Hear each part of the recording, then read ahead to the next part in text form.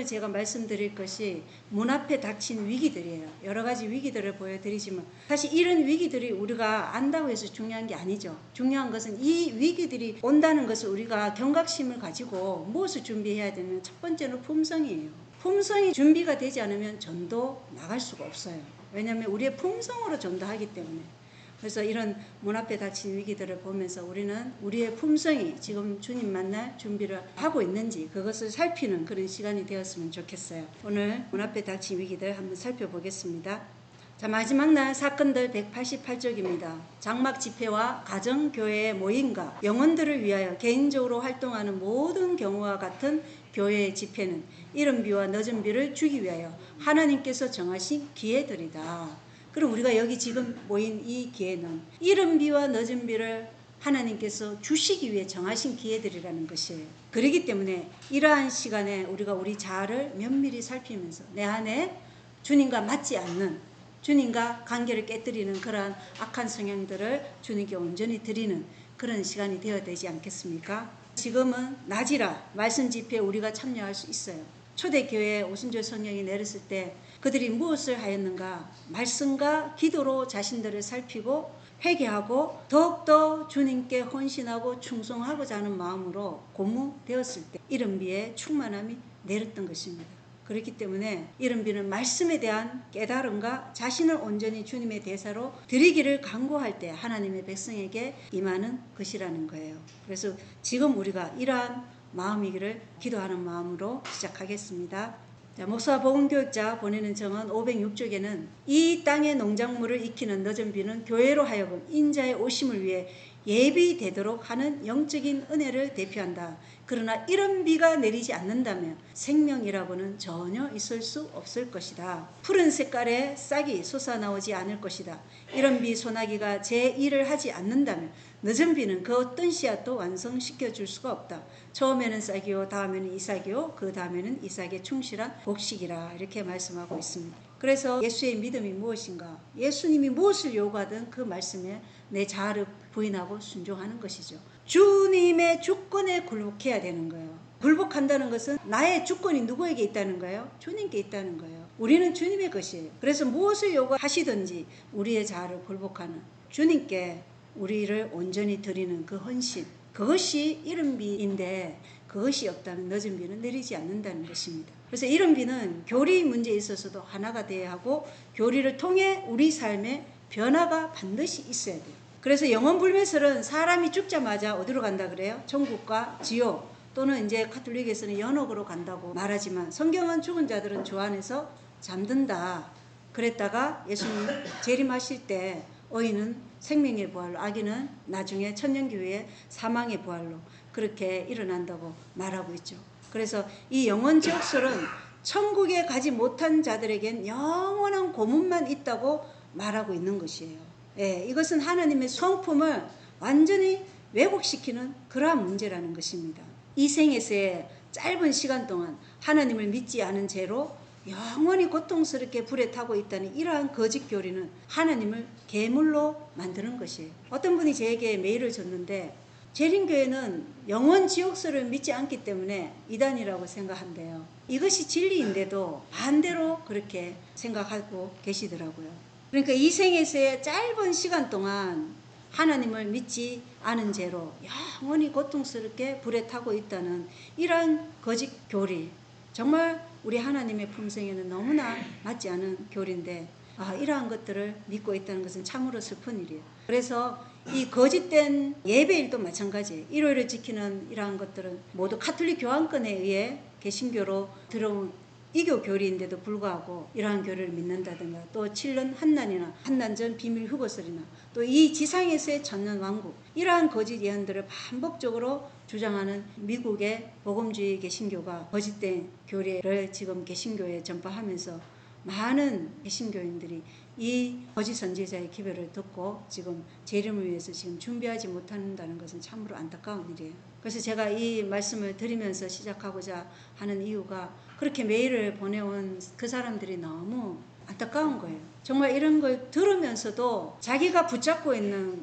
그 신조를 버리지 못한다는 거. 이게 정말 하나님의 말씀이고 예수의 증거로 분명히 보여지는데도 이 말씀을 붙잡지 못한다는 게 너무 안타깝더라고요. 그래서 계속 들어보시고 연구하시라고 그렇게 말씀드렸어요. 온라인에서 듣는 분들은, 필요하신 분들은 대쟁투 책을 요구하시면 저희가 붙여드리겠습니다. 이거는 우리의 영원한 운명이 달린 문제이기 때문에 올바로 진리를 연구하셔서 꼭 이 진리의 영의 인도함을 받을 수 있기를 간절히 바라는 심령으로 지금 이 말씀을 드리는 것입니다.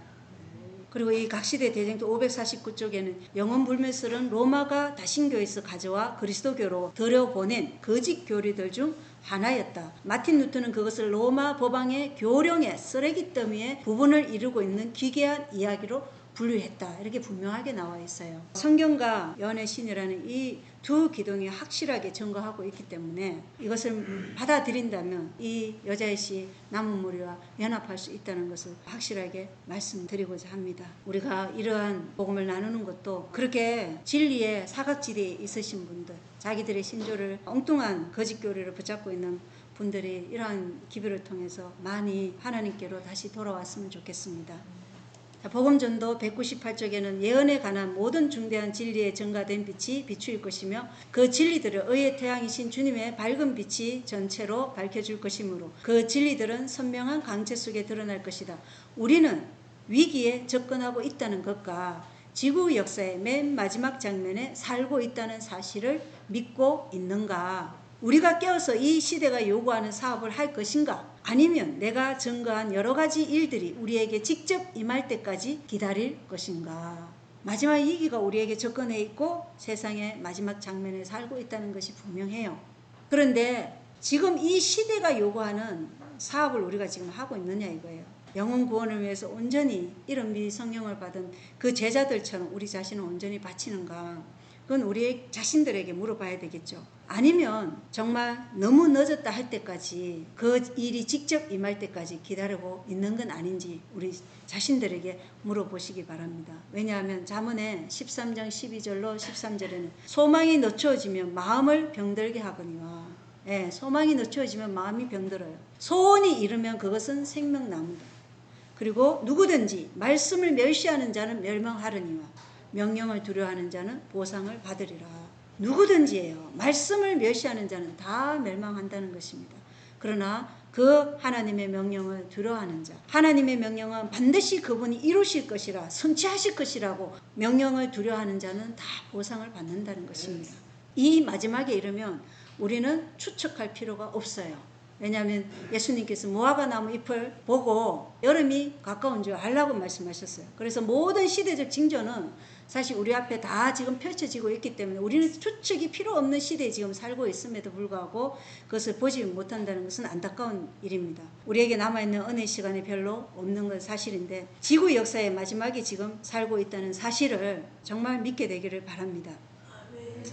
제가 지난 2박 3일 신임 장로 연수에 갔다 왔지만 많은 분들은 이런 이야기를 했을 때 꿈같은 이야기고 전혀 현실감이 없고 나하고는 거리가 먼 이야기고 전혀 그 말에 섞이고 싶어 하지 않은 그런 인상들을 받았어요.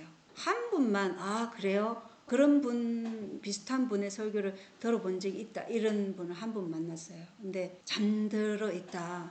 월터 바이처 박사님이 정말 깊은 잠, 그것도 곰이 겨울잠을 자는 것처럼 지금 우리 재림 성도들이 그렇게 자고 있다. 이런 말씀을 하시는 게 제가 수양에 가가지고 사실은 실감했어요. 하나님이 지금 이 시대에 자고 있는 우리 재림 성도를 보고 어떤 심령일까. 그래서 정말 깨어있는 자들이라도 올바로 깨어서 이 시대를 깨우는 파수꾼의 역할을 해야 되지 않나 그런 생각을 해요. 그래도 여기 이렇게 집회까지 오신 분들은 다 깨어서 재림을 준비하고 또 이제 우리에게 위기가 이제 임박했다는 것을 다 깨닫기 때문에 저는 이 집회에 오셨다고 생각하거든요. 그래서 각자의 교회에서 그런 파수꾼의 역할을 할 수 있었으면 좋겠습니다. 그리고 우리 재림 성도들뿐만 아니라 한 번도 재림 성도가 되지 못했던 비재림 교인들도 이러한 기도를 통해서 깨어나셔서 이제 이 마지막 은혜의 시간을 참으로 가치 있게 사용할 수 있도록 하시고 이 임박한 한난의 때를 준비할 수 있도록 우리가 서로 진리 안에서 하나로 연합할 수 있기를 간절히 바랍니다. 각시대 대징도 589쪽은 사단은 전쟁을 좋아한다. 왜냐하면 전쟁은 사람의 가장 악한 감정을 자극하며 전쟁의 희생자들을 제약과 유혈 속으로 영원히 썰어 넣어 버리기 때문이다. 나라가 다른 나라를 대적하여 싸우도록 자극하는 것이 사단의 목적이다. 그렇게 함으로 그는 사람들의 마음을 하나님의 날에 설 준비를 갖추는 사업에서 떠나게 할 수 있기 때문이다. 사단은 전쟁을 일으켜서 사람들의 마음을 하나님 날에 설 준비를 갖추는 사업에서 떠나게 해서 멸망당하도록 한다는 것입니다. 오늘 제가 보여드리는 이 위기 속에 전쟁의 위기가 있고 식량 위기가 있고 기후 위기가 있고 모든 위기들이 있습니다. 엘렌 하이 자서전 117쪽에 보면 나는 열방들이 분노하고 하나님의 진노가 내리고 죽은 자들을 심판할 시기가 분명히 구별되어 있어서 차례대로 일어날 것과 또 아직 미가엘이 일어나지 않았고 미정유의 한난의 때가 이르지 않았음을 보았다. 지금 열방들이 분노해 가고 있으나 우리의 대제사장께서 성소에서 사업을 완성하시고 일어서서 복수의 옷으로 갈아입으실 그때야 마지막 7 재앙이 부어질 것이다. 자, 여기 보면 우리가 다니엘서 12장 1절에 예수님이 일어서실 때가 언제라는 것을 알 수 있죠. 예수님이 일어서실 때는 지성소에서 나오실 때라는 거예요. 그리고 그때 이제 마지막 7 재앙이 부어진다는 것입니다. 일어서시고 나오시며. 그래서 사단이 열방 모든 세상 사람들을, 세상 나라의 정치가들을 지금 전쟁을 위해서 준비시키고 있어요. 우리가 보는 것만 해도 지금 태국과 캄보디아 전쟁이 일어나죠. 러시아, 우크라이나, 그리고 이스라엘, 하마스. 각 곳에서 내전도 일어나고 지금 중국, 일본도 심상찮고 하여튼 여러 곳에서 지금 이 열방들이 분노하고 있다는 것을 볼 수 있어요. 그래서 왜 사단이 그렇게 전쟁을 좋아하냐면 이 사람의 가장 악한 감정을 자극해서 전쟁의 희생자들을 죄와 유월 속으로 영원히 썰어 넣어 버리려고 하기 때문에 사단은 전쟁을 일으키려고 한다는 것입니다. 자, 여기 독일의 군사력 증강 계획 약 4천억 유로 규모로 예상한다. 여기 독일 내부 문서에 따르면 베를린은 독일 연방군을 유럽에서 가장 강력한 재래식 군대로 만들기 위한 재무장을 계획하고 있다는 것입니다. 독일이 3,770억 유로 규모의 군사력 전강을 준비하고 있다고 폴리티코가 월요일 정부 내부 문서를 인용해서 보도했는데 이러한 움직임은 유럽연합, EU 전반에 걸친 군사력 전강 정책의 일환이다 이렇게 되어 있습니다. 이 계획에는 약 320개의 신규 프로젝트가 포함되어 있으며 그중 절반가량은 독일 무기 제조 업체에 지원될 예정이다. 라인메탈은 수백억 유로 상당의 탱크, 방공 시스템, 탄약을 공급할 예정이며 DL 디펜스는 IRIS-T 미사일을 제공할 것으로 예상된다. 여기에 나온 라인메탈, DL 디펜스 다 유명한 방위 산업체들이에요. 독일의 군사력 전강은 세상 나라들이 지금 전쟁에 돌입하게 될 것을 보여주고 있어요. 지금 유로화는 달러보다 훨씬 강세예요. 왜 우리가 독일이 군사력을 전강하는 데서 이것을 이제 좀 주목할 필요가 있는지 다음 기사를 보겠어요. 지금 다 이게 2025년도 10월 27일자 기사예요. 독일의 위대한 기한 베를린 약 4천억 유로를 투자해 유럽 최강의 군대를 창설한다고 발표하다. 이렇게 기사가 되어 있어요. 근데 이 독일군이 유럽 최강의 재래식 군대로 거듭나기 위해 필요한 모든 재정 자원을 확보할 것이라고 지금 발표했어요. 독일 총리가. 근데 이 문서에 보면 독일군의 지상, 공군, 해군, 우주 및 사이버 전력에 필요한 무기 구매에 3,770억 유로가 배정될 것이라고 명시되어 있어요. 그래서 이제는 육해공군뿐만 아니라 우주 그리고 사이버 전략에 있어서도 전쟁을 한다는 것입니다. 우리가 이러한 독일의 움직임을 통해서 알아야 할 것이 있는데 독일이 강력한 군대를 가질 때마다 세상에 무슨 일이 일어났죠? 전쟁이 일어났어요. 1차 세계대전, 2차 세계대전. 독일의 군사적 부활은 인류에겐 전쟁의 소용돌이가 다시 일어날 것을 알리는 것이에요. 제1차 세계대전에서 독일은 패배했고 승리한 모든 국가들은 뭐라고 얘기했냐면 독일은 다시는 강력한 군사력을 가진 국가가 되어서는 안 된다 이렇게 얘기했어요. 히틀러가 정권을 잡았을 때 그는 독일군을 다시 재건했어요. 각국은 그 사실을 알았지만 아무 일도 일어나지 않을 거라고 생각했단 말이에요. 아무도 히틀러를 막지 않았어요. 그리고 전쟁이 일어날까 두려웠기 때문에 히틀러는 군대를 계속 정강시켰어요. 협박이 들어왔으나 그는 신경 쓰지 않았어요. 그리고 제2차 세계대전이 일어났어요. 세상의 전면적인 세계대전은 독일이 1차, 2차 다 독일이 이끌어갔다는 것입니다. 미국과 러시아가 승리했고 2차 대전에서 독일은 다시는 강력한 군대를 갖지 못했는데 또다시 독일이 유럽 최강의 재래식 군대를 창설한다고 지금 발표한 것이에요. 이 독일의 수도 베를린은 가장 강력한 정규군을 창설하기 위해 4천억 유로를 투자하여 창설한다고 지금 발표한 것입니다. 초기 문지 85쪽에 보면 구속사업이 마쳐지려는 그때에 땅 위에는 대환난이 이르러 오겠고 열방들이 분노할 것이나 셋째 천사의 기별을 방해하지 못하도록 저지당할 것이다. 때에 늦은 비 혹은 주의 앞으로부터 새롭게 함이 이를 것이며 셋째 천사의 목소리를 높일 힘이 주어질 것이다. 그리하여 마지막 7 재앙이 부어질 때 성도들이 피하여 설 수 있도록 준비시킬 것이다. 자, 그래서 셋째 천사의 사역이 아직 마치지 않았다면 독일이 세계를 제3차 세계대전으로 몰아넣을 수는 없다는 것입니다. 왜냐? 예언이 그렇게 말씀하고 있기 때문에. 그래서 셋째 천사의 기별이 다 마칠 때까지는 이 전 세계적인 제3차 세계대전은 저지당한다고 말씀하고 있는 거예요. 그러나 그 일이 마쳐지면 이 세상에는 창세 이래로 없던 환난이 온다는 것입니다. 그래서 영감의 글은 셋째 천사의 사역이 아직 마쳐지지 않았다면 하나님께서 전쟁의 전면전을 허락하지 않으실 것을 말씀하고 있다는 것입니다. 그래서 셋째 천사의 사역이 마쳐지면 여러 나라들이 본격적인 전쟁에 돌입하게 될 것인데 지금 여러 나라들이 전쟁을 준비하고 있는 걸 볼 수 있습니다. 폴란드나 유럽, EU 이쪽도 마찬가지고 지금 계속 군사력을 증강하고 있어요. 제가 시간 관계상 다 넣지는 못해서 여러분들이 찾으면 다 나와요. 찾아보시기 바랍니다. 열방들이 전쟁을 준비하고 있다는 것은 어떻게 되어가고 있다는 것을 말하냐면 인류에 대한 구속사업이 이제 마쳐지려고 하고 있다는 것을 이해해야 한다는 것입니다. 예. 이 마지막 전쟁은 이제 인류에 대한 구속사업이 마쳐지고 있다는 것을 우리가 예언을 아는 백성들은 알고 있어야 된다는 것입니다. 자, 2025년 10월 31일자 기사입니다. 미국은 핵미사일의 작동 여부를 확인해야 한다라고 벤스 부통령이 말했어요. 이 벤스 부통령은 워싱턴의 핵무기 실험 재개는 핵무기가 제대로 작동하는 상태를 유지하는 데 필수적이라고 말했는데 도널드 트럼프 미국 대통령은 목요일 러시아 및 중국과의 전략적 경쟁을 이유로 국방부의 핵무기 실험을 시작하라고 지시했다고 발표했어요. 그는 다른 나라들의 핵실험 프로그램에 대한 대응으로 그 과정이 즉시 시작될 것이라고 말했다는 것입니다.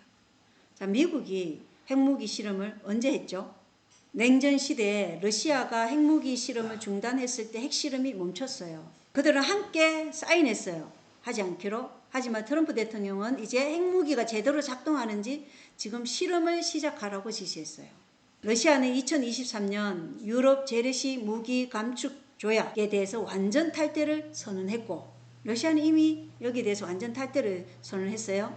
2023년 2월에는 신전략 무기 감축 협정 핵 군축 조약 참여 중단을 선언했으나 이는 탈퇴가 아닌 재개 가능성을 열어둔 조치였는데 푸틴은 미국의 결정에 대해 결과가 따를 것이다 이렇게 경고했습니다.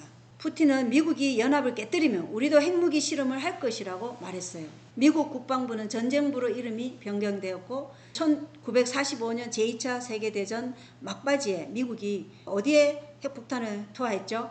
일본 히로시마와 나가사키에 원자 폭탄을 투하했으며 이는 인류 역사상 최초의 실전 핵무기 사용으로 수십만 명의 민간인 사상자를 낳고 아이들은 학교에서 목숨을 그대로 잃었고 남은 것은 해골 뿐이었어요. 핵폭탄 투하 후에 비가 내리자 그 핵폭탄에서 나온 검은 액체가 비처럼 쏟아졌는데 그 액체에 닿은 모든 사람들이 감염되어 사망한 것이 이 핵무기 투하였어요.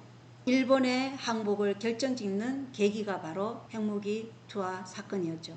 이 일이 일본의 무조건 항복 결정에 결정적인 기여를 했는데 이 원자폭탄 최종 조립은 미리 한 게 아니고 일본으로 항하는 비행기 안에서 이루어졌다고 얘기해요. 이 기술이 만약에 독일이나 일본이 알게 되면 전쟁에서 패할 것이라는 그 두려움이 있었기 때문에 일본으로 향하는 비행기 안에서 이 핵무기 조립이 이루어졌다. 이렇게 역사는 말하고 있다는 것입니다. 전 세계가 지금 이런 핵실험 제기를 한다면 이 세상이 왜 창세 이래로 없던 환란이 될지를 이제 어렴풋이나마 우리가 실감이 되지 않습니까? 그죠? 자, 초기 문집 42쪽에 보면 하늘의 권능들이 하나님의 음성에 의하여 흔들릴 것인데 그때 해와 달과 별들이 제자리에서 움직일 것이다. 그들이 없어지는 것이 아니라 하나님의 음성으로 흔들릴 것이다. 무거운 먹장 구름들이 일어나 서로 부딪히고 대기층이 갈라져 종이처럼 말려나갔다. 그때 우리는 오리온 성자의 열린 공간을 볼 수 있었고 그것으로부터 하나님의 음성이 흘러나왔다. 바로 그 열린 공간을 통하여 거룩한 도성이 내려올 것이다. 나는 땅의 권세들이 흔들리기 시작하고 사건들이 차례로 일어나는 것을 보았다. 난리와 난리의 소문들과 전쟁과 기근과 온역이 먼저 땅의 권세들을 흔들겠고 그 다음에 하나님의 음성이 해와 달과 별들과 이 땅을 흔들 것이다. 유럽에서 권세들이 흔들린다는 말은 어떤 사람들이 가르치는 것처럼 하늘의 권능들이 흔들리는 것이 아니라 모든 분노한 국가들이 흔들리는 것임을 나는 보았다. 이렇게 기록되어 있다는 것입니다. 그래서 땅의 권세들의 흔들림은 무엇과 관련이 있다는 거죠? 전쟁과 기근과 전염병, 재난과 관련이 있다는 것입니다. 이것으로 인해 땅이 흔들린다고 말하고 어디에서 권세들이 흔들린다고 말하냐면 유럽에서 이렇게 유럽의 각 나라들이 분노하고 있다면 이것이 무엇을 준비하고 있는 것이냐면 전쟁을 준비하고 있다는 것을 말해주고 있어요. 그리고 유럽의 특별히 어느 나라가 우리가 주목해야 될 것인가를 우리가 생각해 보면 유럽의 강문이 어디인가? 독일입니다. 그래서 독일이 전쟁에 참전했을 때 그 일이 바로 제2차 세계대전이고 히틀러 지하에 또 제2차 세계대전이 일어났다는 것입니다. 루터의 종교개혁은 어디에서 일어난 거죠? 독일에서. 그래서 독일에서 일어난 일은 유럽뿐만 아니라 전 세계에도 영향을 미칩니다. 그래서 유럽에서 일어난 일이 세상의 모든 분노한 국가들이 흔들리는 것이라고 지금 초기 문집 41쪽에는 말씀하고 있어요. 전쟁도 종교개혁도 항상 독일에서 먼저 시작되었습니다. 그래서 열방들이 전쟁을 준비한다는 것은 이제 구속사업이 마쳐지고 있다는 증거라는 것을 우리가 확실히 아시겠죠. 예, 세상의 징조가 아니라 하나님의 예언의 영으로서 직접적으로 말씀하고 있다는 것을 우리가 분명히 깨달았으면 좋겠습니다. 자, 여기 2025년 1월 28일자 기사입니다. 독일 산업혁명, 독일이 심각한 경제 위기에 처해 있다고 밝혔다. 독일 경제가 위기에 처해 있는데 심각한 위기라 그랬어요. 독일 통일 이후 처음으로 3년 연속 성장률 하락을 기록한 전망이다. 이렇게 되어 있어요. 유럽 경제를 책임지는 중심 국가들 중 GDP 1위 국가가 바로 독일인데 독일이 GDP가 대략 5조 135억 달러 정도 되는데 하나로 환산하면 대략 7,411조 원 정도가 돼요. 여기 0.1%는 지금 7조 4,110억 원인데 0.5%는 37조 55억 원 정도가 돼요. 어마어마한 돈이에요. 그런 독일이 지금 휘청거린다 그러면 유럽 전체 경제에 영향을 미치게 되는 것은 당연하고 독일의 경기 침체는 유럽 전체의 경제도 같이 동반적으로 침체될 것을 말하고 있어요. 그래서 엘렌 하이스는 1월 흉우법이 시행되기 전에 금융위기가 먼저 닥칠 것이라고 말했어요. 그래서 독일은 지금 쇠퇴하고 있다는 것을 보여주고 있고 우리가 미국을 지켜보는 것과 함께 독일도 주목해야 하는 이유입니다. 그래서 독일에서 일어난 일이 세계에 영향을 끼치고 미국에서 일어난 일도 영향을 끼치기 때문에 그렇습니다. 유럽에서 1월 흉무법을 시행한 최초의 국가가 어디라고요? 독일입니다. 자, 독일 법은 2009년 12월 3일을 보여드리겠습니다. 독일 법은 안식의 날 의무화 이렇게 해서 기사가 있죠. 독일 최고 법원이 휴일을 엄격히 시행하고 1월 쇼핑을 금지했다 이렇게 되어 있어요. 독일 헌법재판소는 일요일을 휴식과 영적 보양의 날로 규정한 독일 헌법 조항에 근거하여 독일 가톨릭 교회와 개신교 교회가 제기한 소송을 받아들였다. 법원은 화요일 교회 측에 손을 들어주며 4주 연속 일요일 영업은 허용해서는 안 된다고 판결했다. 노동조합들은 일요일을 전국적인 휴일로 지정하기 위한 교회들의 캠페인에 동참했으나 그들의 초점은 종교 활동의 자유를 보호하는 것이 아니라 때로는 가족과 함께 보낼 수 있는 유일한 날인 일요일에 일하지 않아도 되도록 소매업계 노동자들을 보호하는 데 있었다. 가족과 함께 찬미받으소서에서 그렇게 나와 있잖아요. 그죠? 가족과 함께 일요일을 휴식의 날로 삼아야 된다. 이 세상의 타락한 도덕적인 사회적인 문제를 해결하기 위해서. 그리고 이렇게 기후위기가 재난을 통해서 많이 일어나기 때문에 우리는 일요일 쉬어야 한다. 그리고 이 지구를 공기를 오염시키는 이산화탄소 배출을 막아야 한다. 이래서 일요일 휴무법을 세우고자 하는 것이죠. 독일은 모든 면에서 지금 앞서가고 있습니다. 전쟁이나 경제 불안 그리고 이 일요일 안식일을 의무화하는 데 있어서도 앞서가고 있어요. 제가 여기 기사는 안 넣었지만 4월 24일자 기사에 보면 독일의 로봇들도 일요일에 휴식할 자격이 있다고 그런 기사도 있어요. 독일이 지금 빠르게 움직이고 있다는 것은 지금 교환권을 위해 그들이 일하고 있다는 것입니다. 그래서 열불들이 그러니까 각 세상의 통치자들이 지금 교환권의 부활을 위해서 일하고 있다는 것을 볼 수 있어요. 자, 복음전도 77쪽에서 78쪽은 도시들은 외곽의 전초를 중심으로 일해야 한다. 하나님의 사자는 도시들을 경고해야 할 것이 아닌가. 그러나 지상에 임할 일을 경고하기 위하여 하나님의 백성들이 도시 안에 살면서 할 것이 아니라 왕래하면서 할 것이다 라고 말하였다. 에녹이 한 것처럼 우리는 하나님의 계명을 지키는 백성으로서 도시를 떠나야 한다. 자, 우리는 도시를 떠날 이유가 분명하죠. 뭐 때문에요? 하나님의 계명을 지키는 백성으로서 도시를 떠나야 한다. 누구처럼? 에녹이 한 것처럼. 그래서 지금 많은 에녹들이 준비되고 있다는 것입니다. 물론 시골로 간다 해서 다 에녹이 되는 게 아니에요. 그러나 이것은 하나님의 계명을 지키는 백성으로서 떠나야 한다고 분명하게 말씀하셨어요. 떠나서 준비하시면 되죠. 도시 있으면 준비 잘 되나요? 특별히 꼭 도시에 남아있을 사람들도 있어요. 어떤 사람들요? 예, 선교를 위해서 남아있어야 될 사람들도 있어요. 채식식당 같은 경우는. 그런 곳이 아니면 복음을 전할 수 없는. 그러나 병원도 다 외곽으로 옮기라고 말씀하셨어요. 그래서 여기 보면 우리는 에녹이 한 것처럼 도시 안에서 일하되 그 안에서 살아서는 안 된다 이렇게 얘기하는 거예요. 저희도 시골에 살면서 여기 도시 와가지고 선교하잖아요. 그죠? 우리가 씨 뿌리기도 하러 다니고 얼마든지 하나님의 명령에 순종해서 할 수 있어요. 문제는 내가 그 명령을 기뻐하느냐 좋아하느냐 이게 문제예요. 내가 그 명령을 순종하고자 하는 마음이 있느냐 그게 문제라는 것입니다. 그래서 교회정원 5권 152쪽에 우리가 어떤 값으로도 팔 수 없는 때가 다가오고 있다. 자, 일요일 법령이 내려지기 전에 금융위기가 먼저 온다 그랬어요. 그러면 그 전에 우리가 어떤 값으로도 팔 수 없는 때가 올 수 있다는 거예요. 장담은 못하지만 올 수 있다는 거 분명히 말했기 때문에 우리는 거기에 대해서 대비해야 될 하나님의 백성이 하나님이 우리에게 그런 기회를 주신 것은 우리 보고 피할 자는 피하라고 한 거예요. 준비할 자는 준비하라고 말씀하신 거라고요. 그래서 경제 위기가 오면 가장 먼저 타격을 받는 곳이 어디일까요? 도시예요. 많은 재림 성도들은 선교를 위해 도시에 살아야 한다고 말하지만 하나님은 재림 성도들에게 도시 선교를 하되 시골에서 자급자족의 생활을 하면서 도시 선교를 하라고 분명하게 말씀하셨어요. 하나님의 계명을 지키는 백성으로서 도시를 떠나야 한다. 에녹처럼. 그래서 에녹은 마지막 14만 4천의 모본인 것이에요. 우리가 이 말씀을 깊이 있게 새기시기 바랍니다. 그래서 어떤 추측도 억측도 필요 없어요. 왜냐하면 예언의 시는 말씀이 직설적이에요.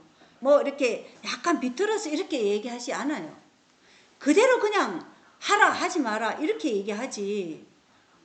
조금 더 이것을 뭐 어떻게 뭐 이렇게 구렁이 담 넘어가듯이 이렇게 말하는 게 아니에요. 예언의 시는 직설적이란 말이에요. 그래서 우리는 어떤 추측도 억측도 할 필요가 없다는 것입니다. 예언의 시는 직설적이라 전혀 모호하지 않다는 것입니다. 분명한 이정표를 제시하고 있는데 문제는 도시를 떠나기를 싫어하는 마음과 도시를 떠나 시골로 갔을 때의 그 상황이 두렵기 때문에 그래요. 그래서 이러한 두려운 마음 상태를 우리는 아브라함이 갈 바를 알지 못해도 하나님의 명령이니까 그 명령 붙잡고 나간 거죠. 예수님이 십자가에 나갈 때도 이는 내 사랑하는 아들이요 내 기뻐하는 자는 그 말씀 하나 붙잡고 그 십자가까지 갔다 그랬잖아요. 우리가 지금 그런 아브라함의 믿음을 소유해야 할 때거든요. 네. 그 믿음으로 지금 우리는 하늘 도성을 여는 열쇠는 말씀이지만 하늘 도성의 열쇠는 말씀으로 우리가 하늘 도성의 문을 열지만 그 열쇠를 돌리는 그 힘은 믿음에 있다고 말씀하셨어요. 그래서 그 믿음이 지금 어느 때보다도 지금 필요하다는 것입니다. 그래서 지금은 우리가 매매할 수 있는 은혜의 시간이에요. 돈이 부족하다 하시는 분들도 정말 대본의 선교사의 말처럼 팔 수 있는 것은 모든 것을 팔아서 지금 자급자족 시골생활 준비할 수 있기를 바랍니다. 곧 팔고 싶어도 매매를 자유롭게 하지 못할 날이 지금 온다고 얘기 교회정은 5권에 되어 있잖아요. 미리 준비해서 나쁠 게 없어요. 그 일이 떨어지기 전에 미리 우리 가족과 또 우리 형제들이 미리 그러한 것들을 준비해 놓으면 그래도 이러한 것에 우리가 마음으로도 준비할 수 있고 더 많은 사람들에게 선교를 할 수 있는 그런 기회가 더 많아지죠. 에녹이 한 것처럼 시골에 살면서 도시에 선교하는 거죠. 자, 가로 뽑은 기회 2권 141쪽에 노동조합에 지배하는 세력이 매우 강압적인 성격을 띨 그 시기가 급속히 다가오고 있다. 주님께서는 거듭거듭 우리 신자들이 가족들을 거느리고 도시를 떠나 저들이 먹을 양식을 재배할 수 있는 시골로 옮기도록 지시해 주셨다. 자, 집은 작더라도 땅은 있어야 된다고 말씀하셨어요. 집은 10평이라도 땅은 500평은 돼야 됩니다. 자, 그래서 지금 옮기라 그랬어요. 이때 보세요. 1904년도 서신에 기록된 글이에요. 그때 지금 옮기라 그랬어요. 그 이유는 장차 물건을 사고 파는 문제가 매우 심각해질 것이기 때문이다. 우리들은 지금 여러 번 반복하여 우리들에게 주신 지시의 이 말씀을 유의하기 시작해야 되는데 도시를 떠나서 주택들이 서로 밀집되어 있지 않고 원수들의 간섭과 방해에서 해방될 수 있는 후미진 시골 지방으로 가라. 또는 궁핍한 시골 지방으로 가라. 후미졌다는 것이 궁핍한 시골 지방으로 가라. 왜냐? 앞으로 우리가 안식일을 지키지 못하고 일요일을 지키라는 그 강요가 올 날이 온다는 것입니다. 그럴 때를 위해서 후미진 시골 지방으로 가라. 원수들이 보고 우리가 예배를 드리는지 안 드리는지 보지 못할 그런 장소를 선택하라고 말씀하셨어요. 아까도 읽어드렸지만 잠언 13장 13절에 참 이번 집회 준비하면서 이 말씀이 너무나 와닿았어요. 누구든지 말씀을 멸시하는 자는 멸망한다. 그러나 그 말씀, 그 명령을 두려워하는 자는 반드시 보상을 받으리라는 하나님의 약속이 있어요. 이 약속을 붙잡고 나아가는 우리가 되어야 되지 않겠습니까? 예, 우리는 하나님의 말씀에 따라서 움직이는 하나님의 백성이지 난간을 헤쳐나가고자 하는 자들만 마지막에 남게 될 것입니다. 여기에서 우리가 발걸음을 떼지 못하면 난간을 헤쳐나가지 못하는 거예요. 그리고 머뭇거리고 지체하고자 하는 사람들은 롯의 처와 그리고 소돔과 함께 멸망당한 롯의 자녀들을 꼭 기억하시기를 바랍니다. 도시를 떠나라는 기별은 현대 기별이라고 말씀하셨어요. 다음은 재난의 위기를 한번 보겠습니다. 자, 이거는 허리케인 멜리사가 자메이카 섬을 강타한 뉴스입니다. An urgent search and recovery mission now underway in Jamaica after Hurricane Melissa slammed into the island. The scope and size of the devastation laid bare. Prime Minister Andrew Holness declaring the entire country a disaster area. Some towns completely cut off. St. Elizabeth Parish taking a direct hit from the historic hurricane. Yesterday was horrible, horrific, terrifying, the worst day of my entire life, the worst experience of my entire life. We saw treacherous conditions firsthand while traveling across the island. Roads washed away, vehicles buried in rubble. The town of Santa Cruz is completely devastated. A wall of water and rock came from the mountains right through the center of town, destroying everything. Getting back to normal will take months. Most of the island without power. 예, 여기 자메이카 방금 총리도 재림 교인이에요. 자메이카에서 재림 교회는 가장 큰 교파 중에 하나예요. 2015년 통계 기준으로 약 29만 명의 교인을 보유했고 인구 대비 13명 중 1명이라는데 재림 마을에 나온 걸 보니까 12명 중 1명이라고 돼 있어요. 그러니까 재림 성도들이 굉장히 많이 사는 곳이에요. 때가 가까이 이르렀으므로 사단이 지금 분노하여 자메이카를 그냥 허리케인으로 그냥 강타한 것이죠. 이 자메이카 재림 성도들과 국민들이 지금 피해 복구를 위해서 지금 안간힘을 쓰고 저희가 알고 있는 그 남아공에 있는 대본의 선교사도 이 자메이카에 허리케인이 온다고 딱 뉴스가 떴을 때부터 기도했다고 그러더라고요. 그리고 거기 가서 이제 복구도 도우고 그렇게 하고 있다고 하는데 우리 재림 성도들뿐만 아니라 자메이카 국민들이 속히 피해 복구를 하는 데 있어서 하나님의 은혜가 더해 주시기를 기도합니다. 여러분도 기도해 주시기 바랍니다. 그리고 이 자메이카뿐만 아니라 인도네시아 수마르트 섬을 강타한 폭우와 산사태로 800명 사상자가 발생했고 또 태국과 스리랑카 등도 피해가 속출했어요. 여름엔 우리 한국에 내린 폭우로 인해서도 피해가 있었죠. 그리고 지금 서북부 워싱턴주 거기 기록적인 겨울폭우로 인해 주민 10만 명이 긴급 대피했습니다. 10만 명. 예, 어마어마한 주민들이 지금 미국 워싱턴에서 대피했다는 그런 뉴스도 있어요. 그래서 사탄은 지금 천연계의 비밀을 연구해서 재난이 더욱더 상황이 악화되도록 지금 이변을 일으키는데 지금 전력을 다하고 있다는 것입니다. 그래서 이런 재난의 위기도 지금 계속적으로 더 상황은 악해질 것이라는 것을 말해주고 있어요. 하나님의 은혜가 아니면 오늘 내가 언제 어떻게 될지 모르는 거예요. 그래서 우리는 매일 매 순간이 하나님의 은혜로 살고 있다. 저희도 궁벽한 곳이니까 언제 어떻게 될지 모르잖아요. 그래서 이렇게 살아있다는 건 늘 감사해요. 하루하루. 그런 마음으로 지금 살아야 할 때인 것 같습니다. 각시대 대쟁투 589쪽에 사단은 아직 준비되지 않은 영혼들을 자기의 수확물로 거두어 들이기 위하여 천재지변을 통하여 이른다. 그는 천연계의 비밀을 자세히 연구하여 하나님께서 허용하시는 범위 안에서 천연계의 이변을 일으키기 위하여 그의 전력을 기울인다. 그래서 기후변화는 뭐 이산화탄소 때문이 아니라 온실가스 때문이 아니고 우리가 냉장고를 얼마나 쓰고 그게 아니라 뭐 때문이라고요?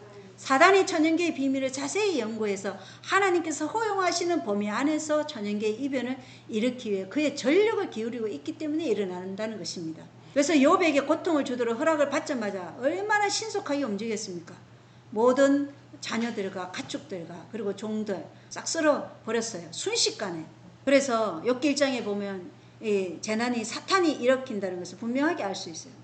큰 바람 또 뭘 일으켜서 하늘에서 불을 내리게 해서 욥의 자녀들과 그 종들과 가축들 재산들 다 파괴시켰어요. 그렇게 사탄이 한 것입니다. 그래서 최초의 기후재난은 언제예요? 최초의 기후재난 성경에서 욥기 홍수죠. 홍수. 욥기는 그 이후에니까. 예. 홍수 심판이 최초의 기후재난이었어요. 홍수 심판이 기후변화 때문일까요? 그때 뭐 냉장고가 있었나요? 자동차가 있었나요? 아니죠. 그 시대 사람들의 생각과 모든 의도가 항상 악화했기 때문에 하나님께서 그 재난을 허용하신 거죠. 그 다음 기후재난은 언제일까요? 욥기 때도 일어났고 엘리야 시대에 3년 반 동안 비가 내리지 않았어요. 그때는 왜 비가 내리지 않았어요? 북이스라엘이 지금 삼중 연합을 했잖아요. 예, 악한 왕 아합과 이세벨과 그리고 거짓 선지자 이 삼중 연합을 해서 이스라엘이 바알을 섬기는 악을 행했기 때문에 하나님께서 허락하신 거예요. 하나님의 보호의 손길을 거두신 것이 바로 이러한 기후 재난이 일어나게 된 것이죠. 그래서 정치 지도자 아합과 바알 숭배자 이세벨과 거짓 예언자 850명의 연합이 이 신약 시대에 똑같이 일어났죠. 침례 요한을 죽이는 일에 헤로디아 그리고 그의 딸 살로메. 근데 마지막 시대에도 삼중 연합이 있죠. 정치적 세력과 교환권과 그리고 거짓 예언자. 이렇게 해서 하나님의 마지막 여자의 남은 씨의 무리들을 박해하려고 지금 준비하고 있다는 것입니다. 사단은 이러한 재난을 자기가 일으켜서 사람들이 고통을 호소하고 이러면 그것을 누구에게로 마녀 사냥을 한다고요? 일요일을 지키지 않는 그 이유로 하나님의 계명과 예수의 정언을 가지고 예수의 믿음을 지키는 자들에게 이들 때문에 이러한 기후재난이 온다 이렇게 마녀 사냥을 할 것이라는 것입니다. 그래서 유다처럼 먼저는 종교 지도자들에게 하나님의 백성을 넘겨요. 유다는 예수님을 누구에게 넘겼어요? 종교 지도자들에게. 그리고 그 종교 지도자들은 누구에게 예수님을 넘겼어요? 빌라도에게. 예. 그래서 우리도 마찬가지예요. 우리 교회에서 배도에서 나간 그런 사람들이 우리를 고소한다 그랬죠. 우리를 먼저 종교 지도자들, 개신교나 가톨릭 그런 종교 지도자들에게 넘기면 그 종교 지도자들은 우리를 세상의 권력 앞에 넘기게 된다는 것입니다. 네, 이것이 우리가 역사는 동일한 선상에서 반복된다는 것을 알 수 있어요. 그러한 때가 오고 있습니다. 하지만 하나님께서 우리와 함께 하시고 계시고 내가 이 세상 끝날까지 주님이 우리와 함께 하신다고 약속하셨기 때문에 우리가 두려워할 것은 없죠. 우리가 두려워해야 할 것은 그런 일이 올 것을 두려워하는 것이 아니라 내가 지금 내 죄로 인해서 예수님과 나의 관계를 지금 장벽을 세우고 있지는 않는지 아니면 예수님 손을 붙잡지 않고 나 혼자 무슨 일을 하려고 하고 있지는 않은지 그런 것을 두려워해야 한다는 것입니다. 예. 교회정은 6권 408쪽에 하나님의 붙드시는 성령은 지금 세상에서 떠나가고 있다. 지금 세상에서 성령은 떠나가고 있어요. 그래서 우리 재림 성도들 컨테이너에서 뭐 산다 이런 거 사실 그거 불법입니다. 분명히 말씀드리는데 사는 것은 안 됩니다. 그냥 일시적인 거주, 잠깐 왔다가 또 가고 왔다가 이렇게 하는 것이지 거기서 살게 되는 것은 안 된다는 것을 분명히 밝힙니다. 잘못 알고 있는 거예요. 왜 제가 이런 말씀을 드리냐면 성령이 지금 거두어 가면 고발 금방 당해요.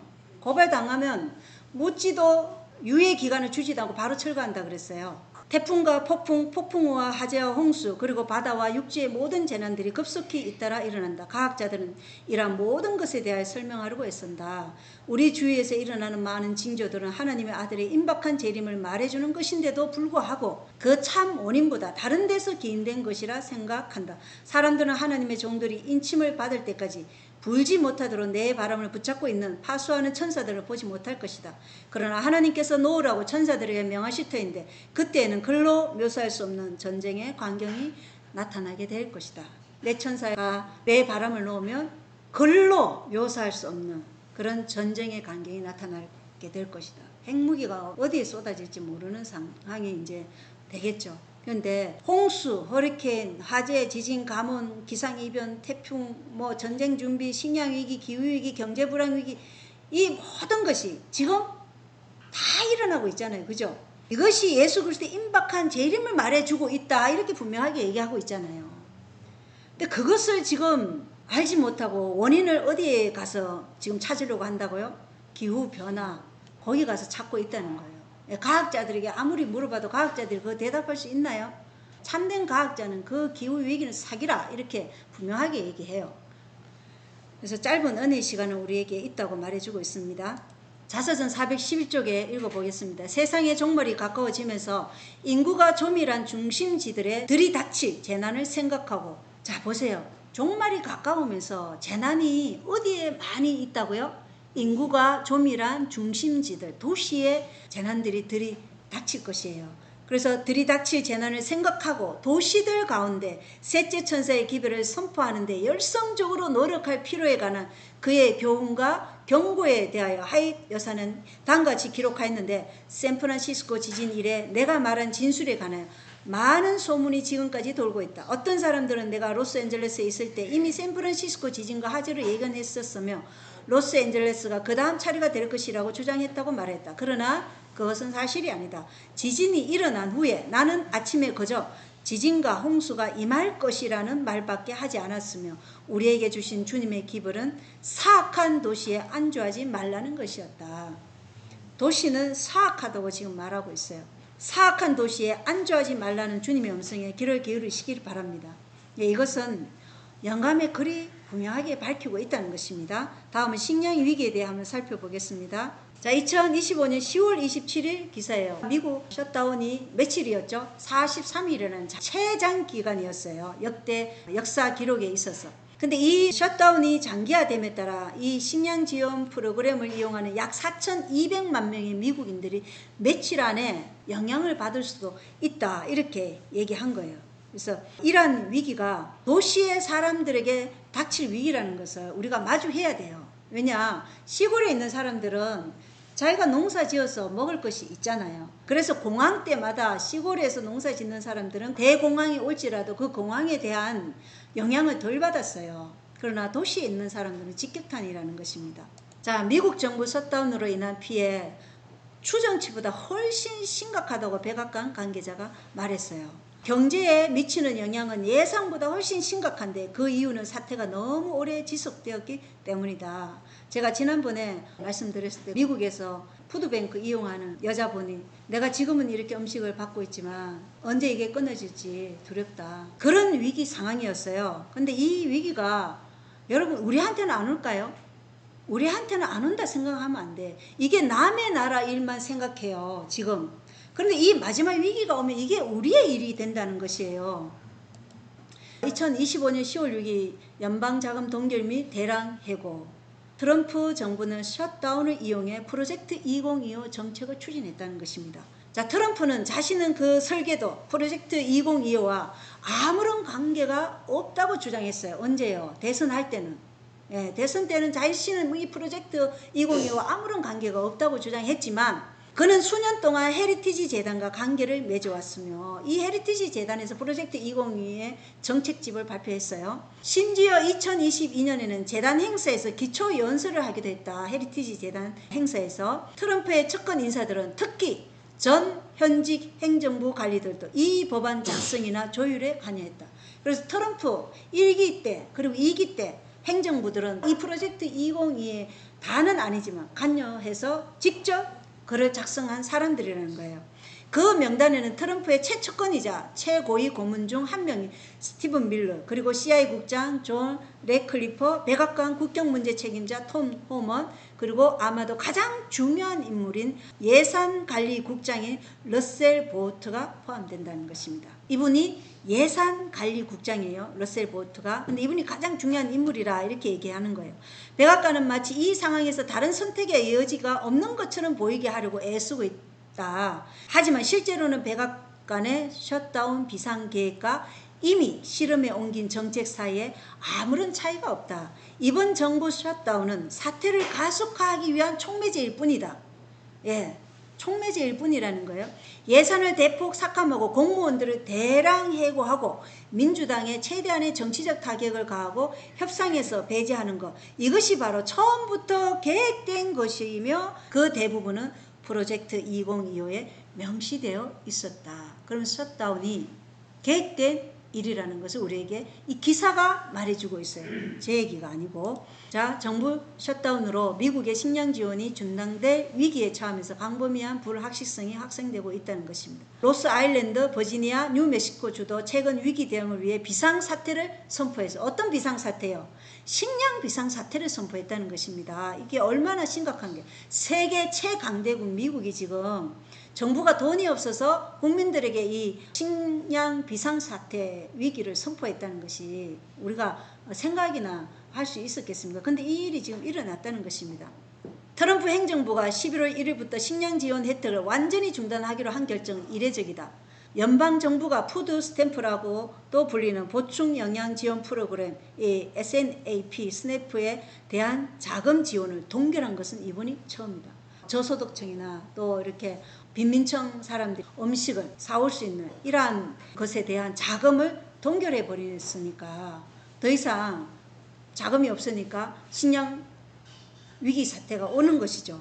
자, 이는 식품보조급여 프로그램에 의존하여, 그러니까 스냅에 의존하여 식량을 구하는 가정과 개인에게 재앙이 될 것이며 이러한 셧다운의 부담을 가장 취약하고 어려운 계층, 즉 앞으로 나아갈 여력이 가장 부족한 빈곤층과 취약계층에게 전가할 것이다. 이렇게 기록되어 있고요.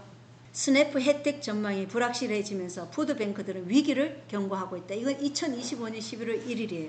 그래서 푸드뱅크 자체가 우리는 이제 위기다. 이 스냅은 미국 최대의 기아 퇴치 프로그램인데 여기에 재앙적인 식량 부족 사태가 이제 발생한 것입니다. 그래서 우리에게도 언제 이러한 상황이 오게 될는지 모르지만 모든 위험과 고난이 나를 비껴서 갈 거라 이렇게 기만당하는 것은 참 위험한 것이죠. 모든 위험이 우리도 함께 가는 것입니다. 출애굽한 이스라엘 백성들의 갈렙과 여호수아도 이스라엘 백성들과 함께 38년을 다시금 광야 생활을 했잖아요. 그죠? 그래서 40년을 다 채우고 가나안에 들어간 것처럼 우리도 이 위기와 함께 가는 거예요. 세대주의처럼 한난전 비밀 후보가 아니라는 것입니다. 그래서 이런 것들을 우리가 지금 세상이 지금 잘못되어 가고 있다는 것을 보면서도 거짓된 안위를 하며 지금 기만당하지 마시길 바랍니다. 우리 지금 80대 우리 성도님들이나 우리 70대 어르신들 외에 우리 세대는 보릿고개가 무엇인지 몰라요. 아십니까? 보릿고개? 전혀 모르죠. 우리 80대 어르신들은 알지. 한국의 많은 후세대들에게 이런 식량 위기가 닥친다고 한번 생각해 보세요. 그런데다가 우리 아이들이 세상 학교에서 뭐만 배워요? 주입식 교육에 실용적인 실제 생활에서 할 수 있는 교육은 안 배우고 그저 이론을 주입시키고 하는 주입식 교육만 받아요. 그럼 그 아이들이 어디에 가서 농사를 짓고 산나물을 뜯어서 요리해 먹고 이런 거 지금 할 수 있을까요? 위기가 지금 우리 앞에 오고 있다는 것입니다. 자, 이것은 리덱트 유튜브 채널인데 이 사람 굉장히 유명한 사람이에요. 이분은 재림교회는 아니에요. 근데 이분의 말을 한번 들어보겠습니다. This is an emergency moment in the United States. Are we about to face a food stamp civil war in this country when Democrats and the deep state intentionally cut off food stamps and the EBT program for low-income Americans? They did so intentionally, of course, as part of the government shutdown. Why? Why would they do that? Well, because it's the perfect deep state catalyst to spark a revolution. Come this Saturday, SNAP recipients will not see their November benefits show up in their account that were due, that's of course due to the government shutdown. So those cards will not be filled with food stamp monies. Black women are taking to social media, specifically black women like TikTok, to say that they will rob and kill white people. In fact, one woman says she's going to eat white people tasting that delicious cracker if she doesn't get her food stamps. Watch. I just wanted to come real fast just to make this video, just to make something very, very clear to the white man. Black Americans do not care about your government shutdown, and Black Americans do not care about you taking away our EBT and our government assistance, because Black Americans never depended on the American government to take care of us and feed us, because we never could. We were never able to depend on the government, in spite of what you may say and what you may try to force us to believe. So you can sit back and you can mock, you can laugh, and you can think that you're about to starve us to death. But I'm here to let you know that we are going to eat regardless, even if we have to hunt you animals down and roast and eat you, the delectable crackers and cheese. Well, if killing and eating white people wasn't enough, black women, TikTokers, are saying if food stamps are cut off, they're going to steal whatever food they want from people that are using their own money to buy food. Watch. And people are going to start, I'm telling you, this is going to be a thing. People are going to start, instead of stealing groceries from the stores, they're going to start watching people go to their cars. And they're going to take all of their groceries. And you know what the store going to do? Not our problem. Not our business. Okay, so you're encouraging people who buy groceries lawfully with their own money, who work hard and try to provide for their family, just go out and attack those people and steal their food. So this battle, you've been covering it on your show, seems to be unfolding where we've got about 2 days left before we're going to see something happen. I don't know what. I don't know if there's going to be massive civil unrest, some sort of a civil war, people freaking out, robbing people, looting stores, trying to get groceries because the food stamps program under the government shutdown shuts down on November 1st, the SNAP program. 미국의 이러한 셧다운 비상사태가 계획된 것이라 아까 기사에도 봤고 여기서도 말하고 있죠. 예, 의도적이다. 이것이 무엇을 일으키는 촉매제 역할을 한다고요? 혁명을 일으킬 수 있는 촉매제 역할을 하기 때문에 이것이 계획된 것이다. 이렇게 얘기하고 있다는 것입니다. 그러면 여성 말이 진짜 무서워. 예, 무섭죠. 제일 무서워. 성향이 따라간 여성이 잡아먹겠다고 하니까 예, 백인들을 이 미국의 셧다운 비상사태로 내전을 불러일으킬 수 있다고 말하고 있어요. 그죠? 이런 상태가. 그 이유는 이러한 상황이 혁명을 일으키는데 촉매제 역할을 하기 때문이다. 이렇게 말하고 있는 것이에요. 그래서 예언의 신에 있는 말씀을 지금 이 사람이 하고 있어요. 하나님은 이 모든 사태들을 통해 예언을 아는 백성들이 깨어나기를 바라고 있어요. 예언의 신의 원고에 그런 말씀이 있지 않습니까? 굶주림 때문에 내전이 일어난다고. 그러나 이분은 재림교인이 아니지만 시대적인 상황들을 보고 말하는 것이에요. 이 흑인 여성 한 사람은 백인들을 죽여서 잡아먹겠다고 끔찍한 발언을 하고 있고, 한 여성은 가게에서 식료품을 사가지고 차를 타려고 하는 사람들을 공격해서라도 내가 그거 훔치겠다 이렇게 얘기하는 거예요. 그러면 약탈 이러한 일들이 내전으로 간다는 것입니다. 여기에 넣지는 않았지만 어떤 아버지는 나는 내 아이들의 아버지로서 해야 할 당연한 일을 하겠다. 훔치고 약탈하는 거 하겠다는 거예요. 훔치든지 뺐든지 죽이든지 어쨌든 자기만 살면 되는 거예요. 이러한 세상이 성령이 거두어지는 세상이에요. 그러니 여러분, 우리가 어떠한 세상에 이제 닥칠 것이라는 것을 생각하면 우리가 준비를 하지 않고 있다는 것이 두렵게 여겨야 되는 것입니다.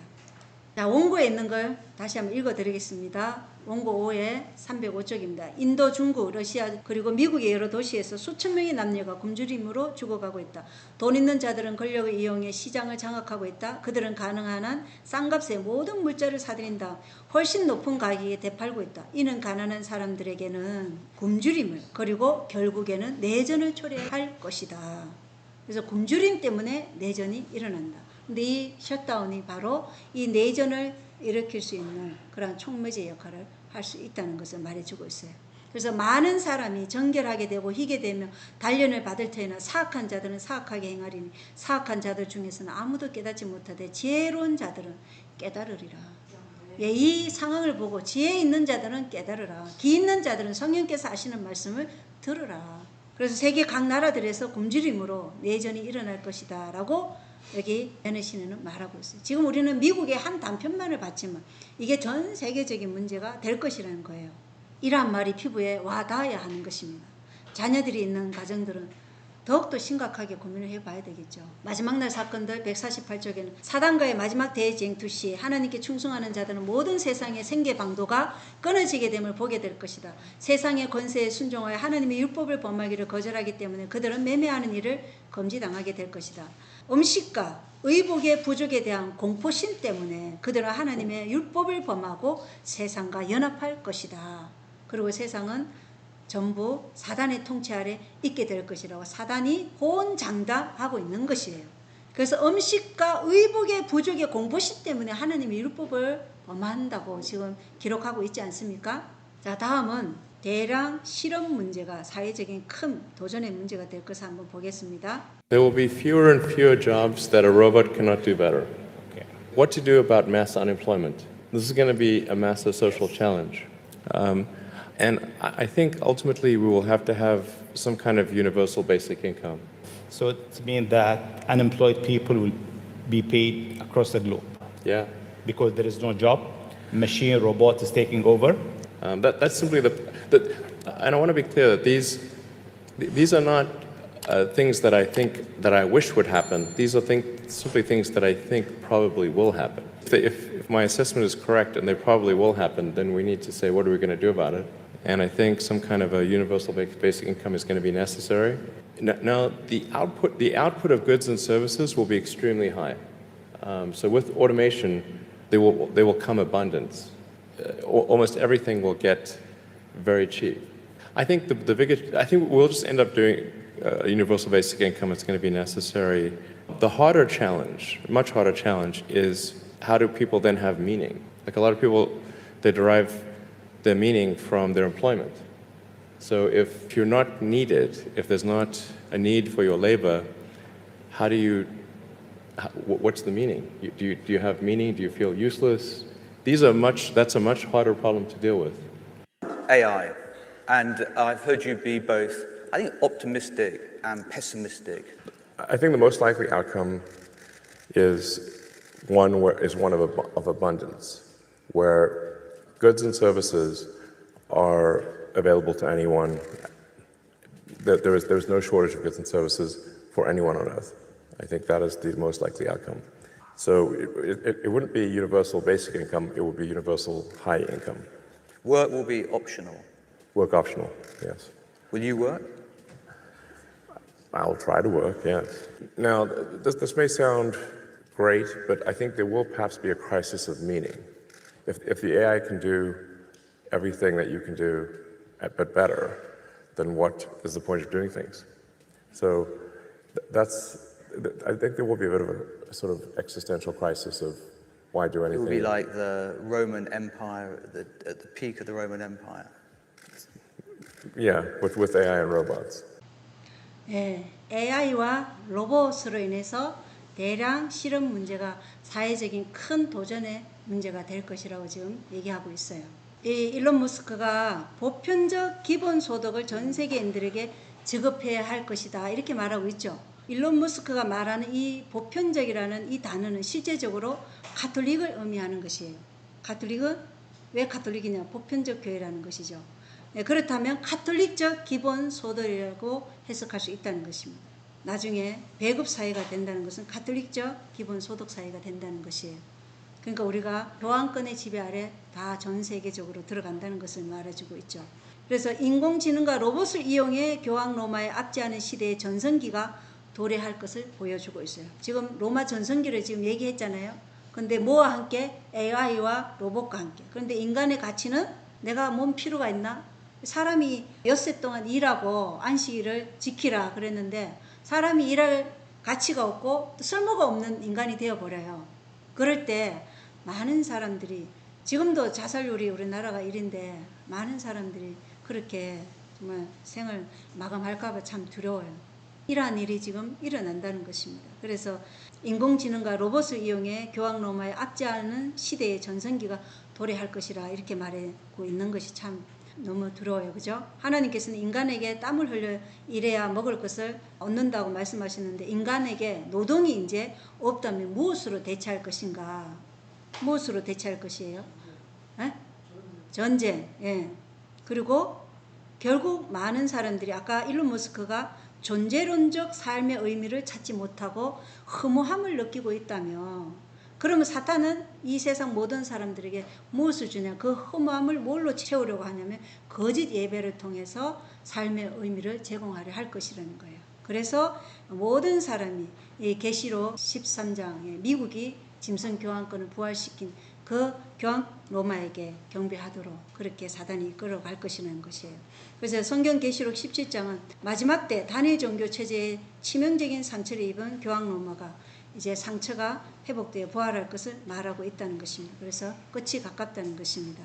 자, 창세기 2장 8절에는 하나님께서 에덴 동산에 아담을 세우시고 자신이 지은 남자를 거기 두셨어요.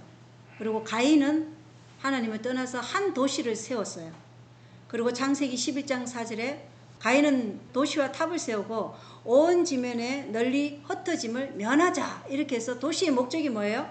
하나님을 대적하고 온 지면에 널리 흩어짐을 면하자 이것이 도시의 목적이에요.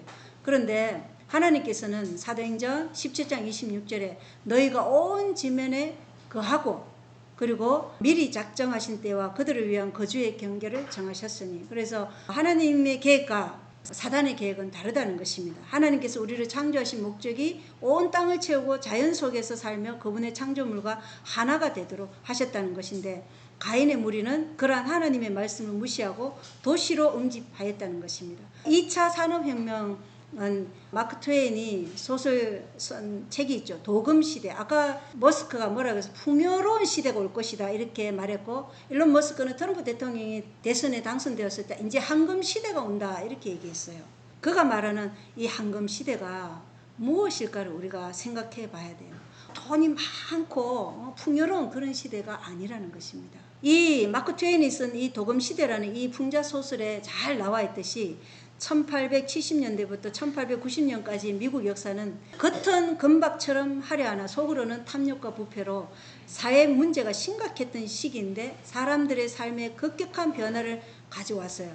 그 당시 가장 위대한 발명이 2차 산업혁명의 가장 위대한 발명이 무엇이었죠? 전기예요.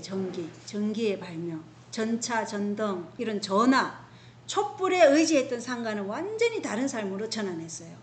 전기가 들어오면서 반문화 시대가 들어온 것이죠. 그래서 시대적 상황은 대중을 동요시켜 이 시대의 다양한 개혁운동을 일으켰는데 그때 금주운동, 교도소 개혁운동, 아동노동 반대운동 이런 것도 같이 일어났고 대대적인 복음 전파 운동도 일어났어요. 그리고 흥미로운 점은 급속도로 성장한 이 여러 교파들 중에 가장 큰 교파가 된 것이 어디냐면 가톨릭입니다. 그리고 사회가 일월 휴식을 원하게 되고 그래서 그때 1888년도에 블레어 상원 의원이 1월 휴무법을 가지고 의회에 가지고 온 것이죠.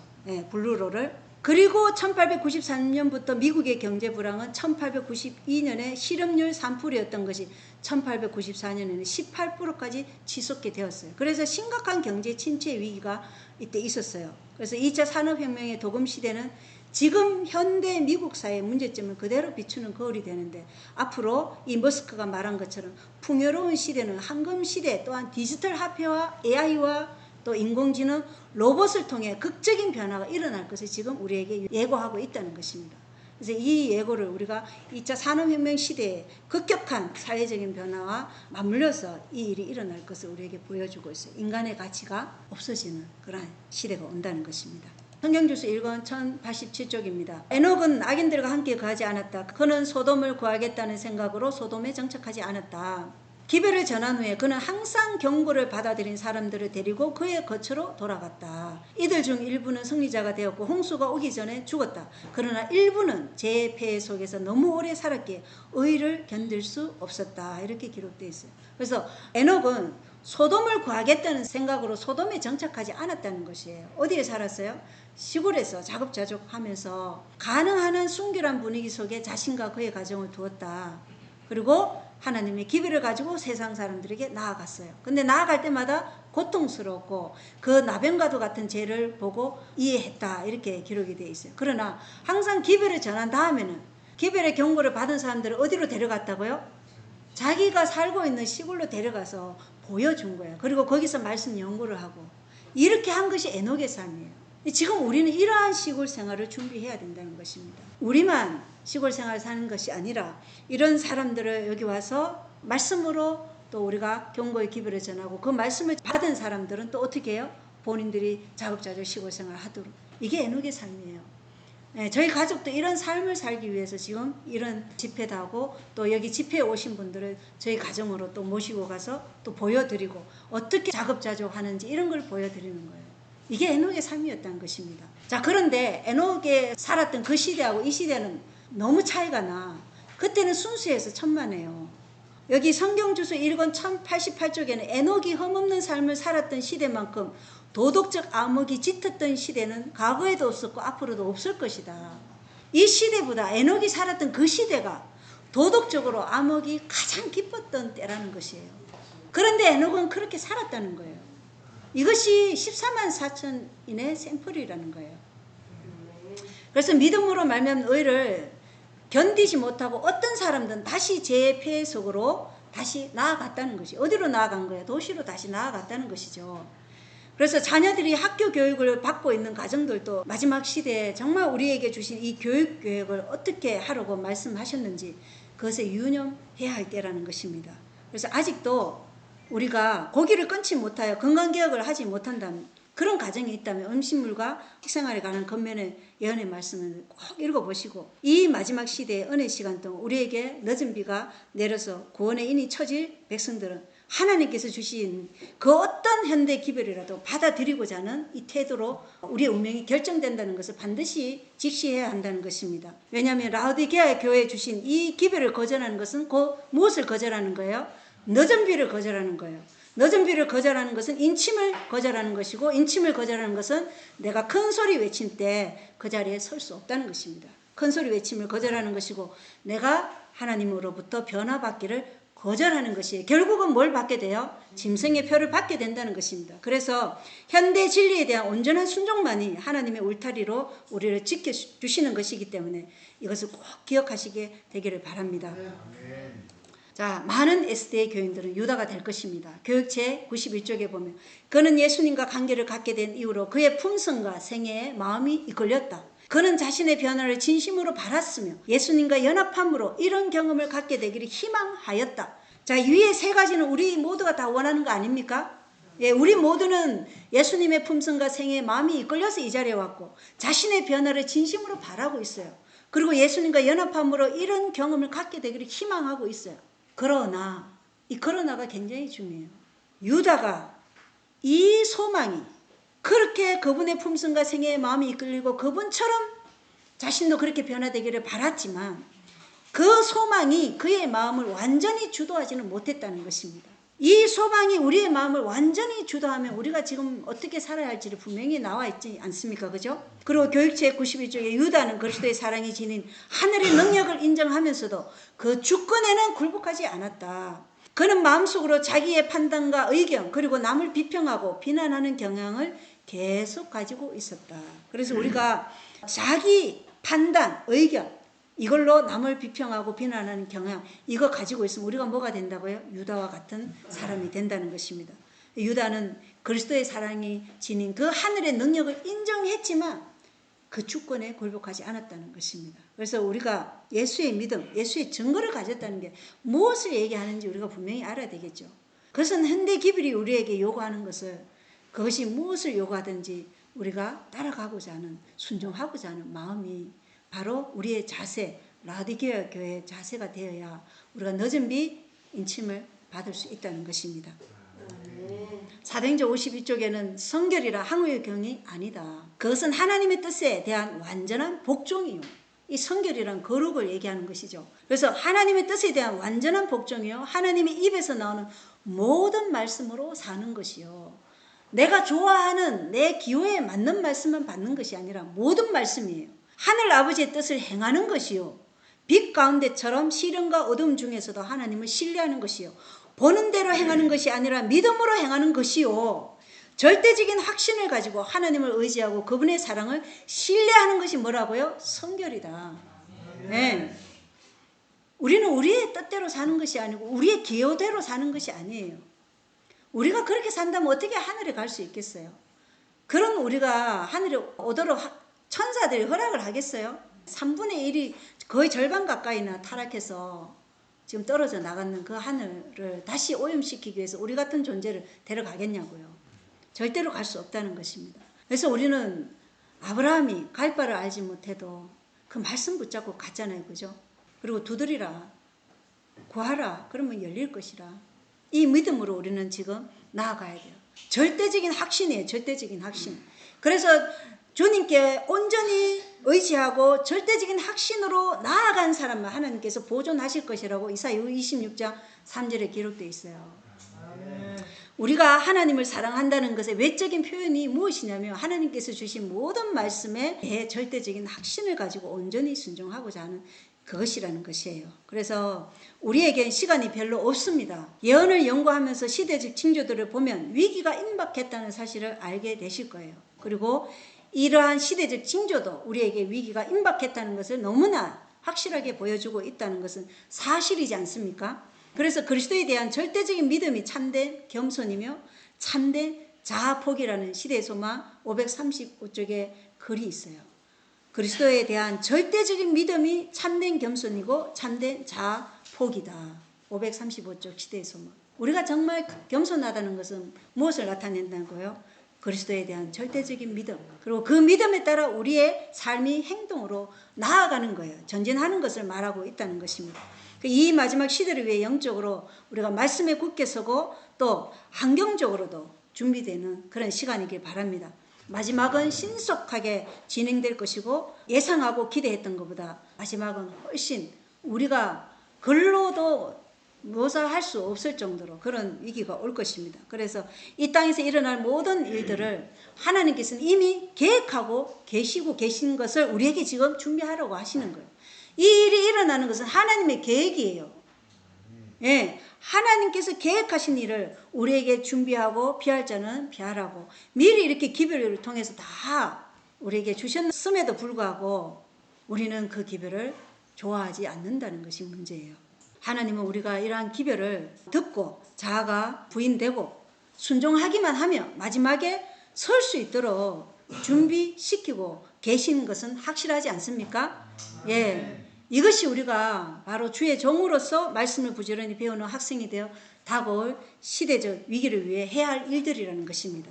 그래서 재림교인이 되지 않은 분들도 이 온라인을 통해서 들으시겠지만 서기 70년에 로마가 예루살렘을 포위했을 때 그때는 더 이상 아무도 도망갈 수 없었다는 것입니다.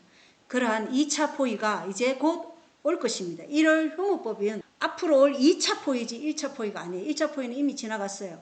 예, 1888년대에 이미 1차가 되었고 또 1차 팬데믹을 우리가 겪으면서 그것도 마찬가지입니다. 그래서 앞으로 오는 팬데믹은 2차고 앞으로 오는 1월 효무법은 2차예요. 그때는 우리가 준비하기에는 너무 늦었다는 것입니다. 그래서 이 기별을 온라인으로 듣고 계시는 모든 형제 자매들이 지금 마음속에 성령의 깨우침으로 이 말씀에 내가 순종해야겠다는 생각을 든다면 돌아서고 싶다는 마음을 하나님께서 지금 내 마음에 주고 있다는 것을 지금 느낀다면 더 이상 기다리지 마시고 더 이상 하나님께서 인도하시는 이 길을 잃어버리지 않도록 미루지 마시기 바랍니다. 왜냐하면 우리가 미루면요 또다시 잃어버려요. 머뭇거리다가 롯의 자녀들처럼 멸망당하지 말고 소금 기둥이 되지 않도록 더 이상 미루지 않고 준비되시길 바랍니다. 그리고 진리와 반드시 연합하기를 바라요. 네. 진리와 연합하십시오 하면 어떻게 연합할까요? 이렇게 묻는 사람도 있어요. 저는 그런 사람들에게 바로 이 지점에서 예수님이 어디에 계시고 무엇을 하고 계시는지 이해하는 것이 중요하다고 말씀드려요. 왜냐? 우리가 만약 우리 자신이 예수님이 나를 구원하기 위해 마지막 현대 기별을 주셨고 지금 예수님은 나를 위해서 어디에 계신다는 것을 알아야 돼요. 하늘 지성소에 계신다는 것을 알아야 돼요. 왜냐하면 그분이 지성소에서 나오시면 우리에게 주어진 은혜 시간은 끝이기 때문입니다. 그래서 지금 예수님이 어디에 계신다는 것을 그것을 분명히 알고 우리의 모든 형편을 아시고 또 머리카락까지도 세시는 그 예수님이 우리를 위해서 지금 중보하고 계시다는 것을 믿는다면 지금 그분이 대제사장으로서 우리를 위해서 일하고 있다는 것을 확신한다면 그분께서 우리에게 주신 이 현대 기별에 연합하기를 바란다고 저는 그렇게 말씀드리고 있습니다. 그래서 하나님의 계명과 예수의 증거와 예수의 믿음을 가진 그러한 백성들과 연합하라고 말씀드리고 싶습니다. 그리고 우리는 이 현대 기별을 받아들임으로써 늦은 비 기별을 우리가 외칠 수 있는 인침을 받는 것이고 그때 우리는 큰소리 외침을 할 수 있다는 것입니다. 그래서 아버지께 준비할 수 있도록 도와달라고 간구하면 선하신 아버지는 우리가 주님을 만날 수 있도록 준비시켜 주실 것을 저는 확신합니다. 그래서 예언의 신의 책이 필요하신 분은 메일로 연락 주시면 저희가 보내드리도록 하겠습니다. 자, 그래서 마지막으로 초기문지 258조, 259조 다 같이 한번 읽어보겠습니다. 시작. 첫째, 둘째, 셋째 천사의 기별을 보았다. 나와 함께한 천사가 말했다. 이 기별들의 1.1핵이라도 더하거나 빼는 자에게는 화가 있을 것이다. 이 기별들을 바르게 이해하는 것은 매우 중요한 일이다. 모든 영혼들의 운명은 이 기별을 받아들이는 태도에 달려있다. 나는 이 기별의 시중을 다시 살펴보게 되었는데 하나님의 백성들이 겪는 경험들을 보았다. 자, 분명하게 새 천사의 기별은 하나님의 계명과 예수의 증거를 가지고 예수의 믿음을 지키는 것인데 이 기별의 핵심이 바로 믿음으로 말미암은 의예요. 그래서 우리는 모든 다니엘서와 요한계시로 연구하더라도 가장 누구를 높여야 된다고요? 예수 그리스도를, 다윗의 자손으로 오신 새벽별 되신 예수 그리스도를 높이라는 것이 믿음으로 말미암는 기별의 핵심입니다. 그래서 1888년에 하나님께서는 하늘 지성소에 계신 그리스도를 믿음으로 의롭게 된다는 메시지를 우리에게 주셨어요. 그죠? 역사는 동일한 선상에서 반복될 것인데 그 기별은 우리 죄를 사하시고 우리가 예수의 믿음으로 하나님의 계명을 지키고 예수의 믿음으로 예수의 증언인 예언의 신의 말씀에 순종하도록 이끄셔서 환난의 때를 성령의 임재로 당신의 백성을 보호해 주신다는 메시지입니다. 그래서 하나님의 백성들이 이 땅에서 다가올 일들을 준비하도록 하는 가장 중요한 메시지가 믿음으로 말미암는 의의 기별이라는 것입니다. 그래서 우리가 죽는다 할지라도 새천사의 기별을 실천하는 삶으로 나아가면 오늘 죽어도 오늘 어떠한 기후 재난이 올지라도 오늘 어떠한 경제적인 위기가 올지라도 우리는 두려워할 필요는 없어요. 그렇지만 다가올 일들에 대해 분명히 하나님께서는 우리에게 예비하라, 준비하라, 도시를 떠나라 이렇게 말씀하셨고 믿음으로 말미암는 그리스도의 의의 옷을 입으라고 분명히 말씀하셨습니다. 그래서 우리는 지금 세상과 분리되어야 하고 재림을 사모하는 삶으로 돌아서야 한다는 것입니다. 왜 그렇게 하지 않으면 안 되냐? 이것은 영원한 운명을 결정할 수도 있는 심각한 문제이고 이러한 일들이 실제로 발생하기 시작할 때 그때 그 일들이 우리를 크게 놀라게 할 것이고 영적인 준비와 환경적인 준비가 되어 있지 않으면 굶주림에 대한 공포와 생명에 대한 애착 때문에 그리스도를 배반할 수도 있기 때문이라고 분명하게 영감의 글은 말씀하고 있다는 것입니다. 그래서 하나님께서 당신의 백성에게 마지막 은혜의 시간을 주셨음에도 이 시간들을 허비하지 않게 되기를 바랍니다. 이게 분명히 모든 영혼들의 운명은 어떤 기별을 받아들이는 태도에 달려있다고 얘기해요. 새 천사의 기별을 받아들이는 태도에 달려있다. 그래서 이 기별에 더하거나 빼는 자에게는 화가 있다는 것입니다. 더하면 어떻게 돼요? 저주를 받고 또 빼면은 생명책에서 그 이름이 지워진다고 말씀하셨습니다. 그래서 하나님 아버지께서 우리를 분명한 예언이 말씀하시는 이 길로 온전히 우리가 돌아가는 그 날까지 성령의 임재 안에서 우리가 하나님의 보호하심 아래 지켜지기를 간절히 소원하면서 오늘 말씀을 마치겠습니다. 기도하고 마치겠습니다. 하나님 아버지, 하나님의 백성들이 이 시대의 심각성과 어둠의 권세와 정사들이 마지막 사단의 군사들을 모으고 결속시키고 있으며 전쟁의 폐해 속으로 인류를 이끌어가고 있다는 것을 깨닫게 하여 주시옵소서. 주님, 아직 낮일 때 당신의 말씀이 선포되어 율법이 인간의 몸으로 하신으로 오신 우리 주님을 통해 십자가에서 흘리신 그 대속의 피는 하나님의 율법이 불변이요 영원하다는 것을 증거하는 예수님의 정언임을 기억하게 하시옵고, 당신의 율법이 우리가 지켜야 할 위대한 표준으로 이 땅에 서게 하여 주시옵소서. 세상은 그 율법을 미워하고 마귀는 처음부터 거짓말쟁이로 율법을 미워하고 살아계신 하늘의 대제사장께로 나아가 용서를 구하는 사람들을 계속해서 미워할 것이나, 성령 하나님의 임재하심으로 바벨론의 비밀들을 큰 소리로 폭로하여 이 메시지를 전하게 하여 주시옵소서. 아버지, 이 메시지를 듣는 모든 이들이 주님을 찾고 주님의 뜻이 하늘에서 이루어진 것 같이 땅에서도 이루어지도록 재림을 사모하는 모든 성도들에게 힘과 용기를 주셔서 진리를 가진 재림교회와 연합하게 하여 주시옵기를 간절히 소원합니다. 아버지, 우리는 우리의 무가치함과 또 무능력을 인정합니다. 그렇게 우리는 전적으로 주님께 의지하고 오직 절대적인 말씀을 확신하며 나아갑니다. 우리의 믿음에 하나님의 인침을 쳐주셔서 이 믿음에서 결코 떠나지 않도록 하나님 역사하여 주시옵기를 사랑이 많으신 예수 그리스도의 이름으로 간절히 기도드리옵나이다. 아멘.